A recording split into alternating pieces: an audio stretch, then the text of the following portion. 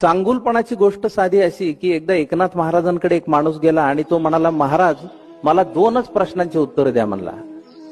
एक म्हणजे तुम्ही एवढे मोठे महाराज आहेत तर मला सांगा माझ्या आयुष्यात पुढे काय, माझं भविष्य काय. आणि दुसरा प्रश्न, लोकांनी तुमच्यावर टीका केली, तुम्हाला शिव्या घातल्या तरी तुम्ही हसतमुख कसं राहता, त्यांना कसं काही बोलत नाही. ते एकनाथ महाराज म्हणले, तुझ्या पहिल्या प्रश्नाचं उत्तर असं आहे की तुझं आयुष्य ह्याच्यानंतर 8च दिवस राहिले.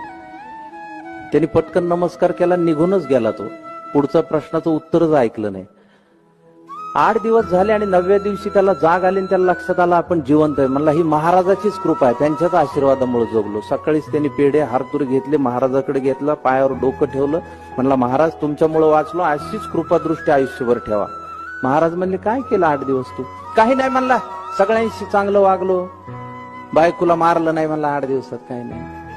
पोरं कोणत्या वर्गात जाते ते माहित झालं म्हणला, भावाबरोबर जमिनीच्या तुकड्यात